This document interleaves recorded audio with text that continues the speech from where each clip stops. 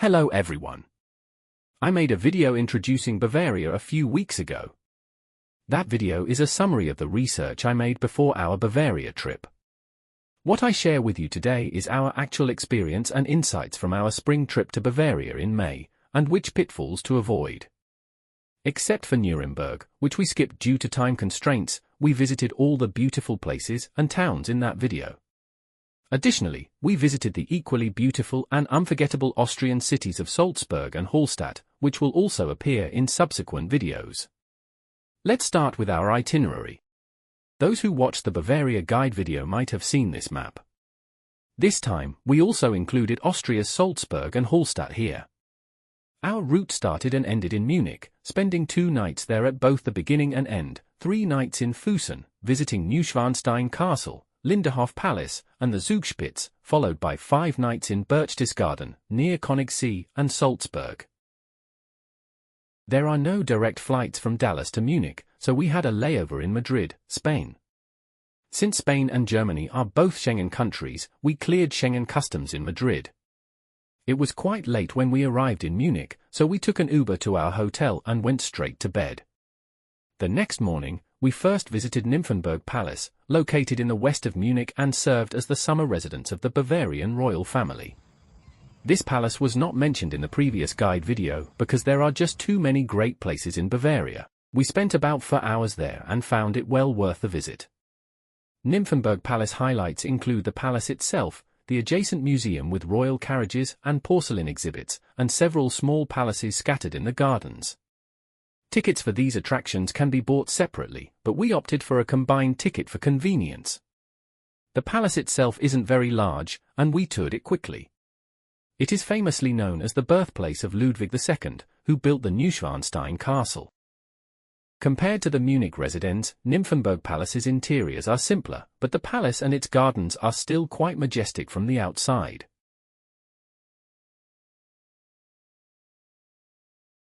The royal carriage exhibit in the museum was fascinating, featuring gilded carriages, sleighs, and Ludwig II's extravagant rides, living up to his reputation as the fairytale king. The gardens are also lovely, especially on a nice day. Walking around, admiring the flowers, and exploring the small palaces is quite relaxing, but do not overestimate your stamina, as the garden is quite extensive. Our next stop was Marienplatz in the Old Town, the heart of Munich. It was a Friday, and the place was packed. We discovered that the best way to enjoy Marienplatz is to spend €5 to climb the observation deck of St. Peter's Church. From there, you can get a panoramic view of Munich's Old Town, including Marienplatz and the Frauenkirche. Note that you do need to climb 13 flights of stairs to reach the top. The Rathausglockenspiel's puppet show was also interesting. We caught the 5 p.m. show, where the puppets performed for quite a few minutes. Our day in Munich passed quickly. The next morning, we picked up our rental car and officially started our Bavarian road trip. Here's a look at the little car that accompanied us for 8 days. It was my first time driving a manual SUV, which reawakened my long-dormant muscle memory for manual transmissions. Our plan for the day was to visit Linderhof Palace and Neuschwanstein Castle.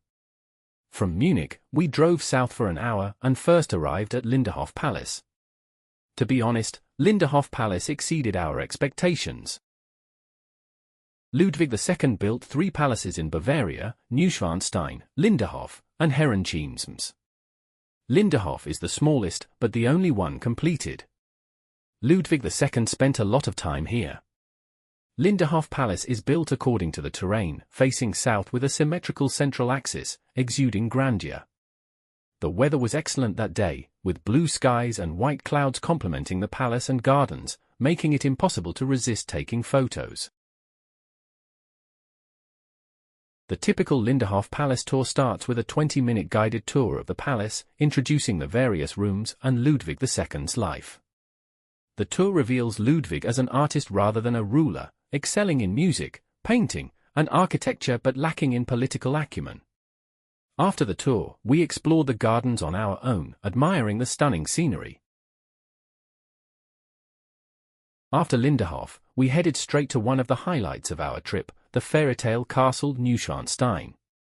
Following Google Maps, we enjoyed scenic views as we drove south, unknowingly crossing into Austria. We passed a stunning lake called Königssee, where we stopped to take photos, planning to revisit it in the future. A reminder, while German highways are toll-free, driving on Austrian highways, roads starting with A or S, you need to find a gas station and get a sticker called the vignette. We didn't pre-book tickets for Neuschwanstein Castle because the interior tour is often reviewed as underwhelming. We decided to take our chances and arrived around 2 p.m, only to find that indeed no ticket was available. Fortunately, we could still see the castle and scenery from the outside. The best spot for photos of Neuschwanstein Castle is the Nymphenburg about 300 meters south of the castle. On a clear day, smartphone photos taken here look like postcards. From the ticket office to Nymphenburg, following the Google Maps trail saves 20 to 30 minutes compared to the main road, but is a steep climb. We were lucky with the weather, and after waiting in line for about 20 minutes, we finally got onto the bridge and took lots of photos. Neuschwanstein is indeed stunning, very romantic and magical, though it lacks the vibe of a royal palace. The backdrop of Forgensee and Bannwaldsee lakes, green meadows, and the red-roofed houses of Schwangau village creates a breathtaking view. Walking from Nymphenburg to the castle entrance takes about 15 minutes. Up close, Neuschwanstein loses some of its enchantment, being a castle best admired from a distance. Between Nymphenburg and Neuschwanstein is a viewpoint where you can see Hohenschwangau Castle, or the Old Swan Castle, built by Ludwig II's father, King Maximilian II. Compared to Neuschwanstein, Hohenschwangau is much more modest and understated.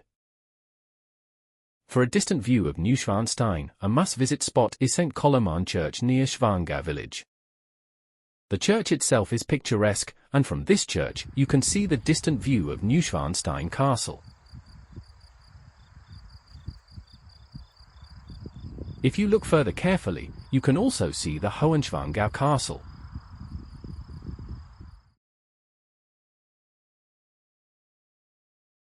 After soaking in the beauty of Neuschwanstein, we headed to our vacation rental in Füssen to rest. Our rental was in the center of Fussen's Old Town, run by a local lady whose father was an aerial photographer. The rooms were decorated with his black and white photos of Füssen and Neuschwanstein. The town is tiny and charming, taking about 7 to 8 minutes to walk from the southern river to the northern city wall. We strolled around town every evening after dinner, enjoying the peaceful atmosphere. Ludwig II's presence is felt everywhere, with photos of him in shops, often alongside Empress Sisi. You can search for their intriguing stories on your own. We stayed in Füssen for 3 days and 2 nights. During those days, we visited Zugspitze on the first day and Rothenburg on the second. We kept checking the weather online because visiting Zugspitze, Germany's highest peak, is pointless in bad weather. Thankfully, our trip was full of pleasant weather surprises, with only half day of rain during our time in Berchtesgaden. For a detailed guide on visiting Zugspitze, refer to the video on how to summit Zugspitze, as I'll skip the details here. We started early, driving straight to the Zugspitzbahn parking lot in Garmisch-Partenkirchen, and was able to catch the 8:15 a.m. train. The train meandered all the way westward in the valley, with the early morning pastoral scenery on both sides. The entire journey lasted about 70 minutes, about 30 or 40 minutes of which were from Garmisch to the foot of the mountain, the rest spent climbing on cogwheel tracks, including over 10 minutes through the 4.5-kilometer tunnel. We got off at the final stop, Zugspitzplatte station, where the temperature was only 1 degree Celsius, but with the sun shining and no wind, it wasn't cold. From the Zugspitzplatte, you can see the various peaks in the east and the snow-covered glacier. After taking photos, we visited Germany's highest church before taking the glacier cable car to the summit. Standing on the summit of a snowy mountain for the first time is a visually overwhelming experience. Besides capturing it in photos and videos, it's hard to describe the feeling in words. It also makes one feel very small. We were lucky with visibility that day, seeing up to 150 kilometers, with layer upon layer of snowy peaks and the clear blue Eibsee Lake below.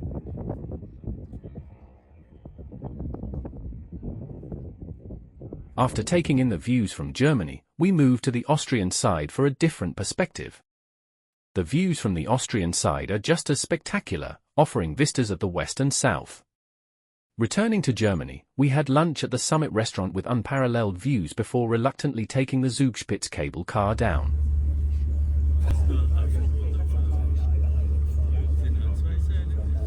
From getting off the Zugspitzplatte to taking the cable car down the mountain, we stayed at the top of the mountain for more than 2 hours, longer than expected because the views were so captivating.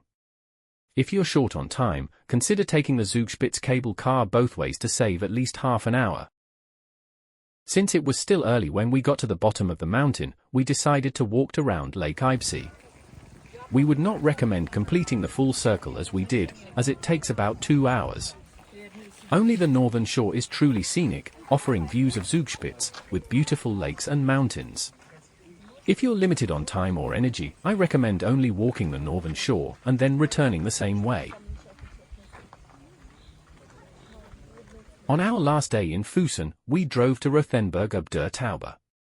Rothenburg, meaning Red Fortress on the Tauber River in German, is said to be the best preserved medieval town in Germany. The Romantic Road, a scenic route from Füssen to Wurzburg, includes many beautiful towns, with Rothenburg being the most picturesque.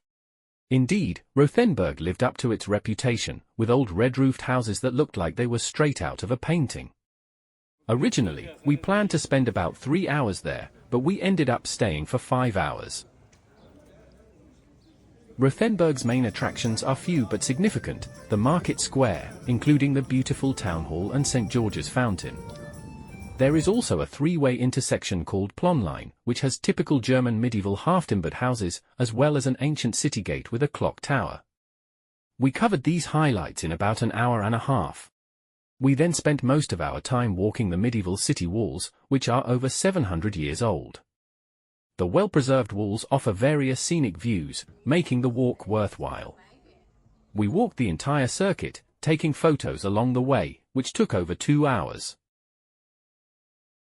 After the walk, we tried Rothenburg's local specialty, Schneeballen, and a 1913 ice cream shop, completing our visit to Rothenburg. That wraps up the first video of our Germany-Austria trip. In the next episode, we will continue sharing our experiences, including the stunning Königssee, the most beautiful town of Hallstatt, and the mountain town of Berchtesgaden. Thank you for watching, and please subscribe, like, comment, and share.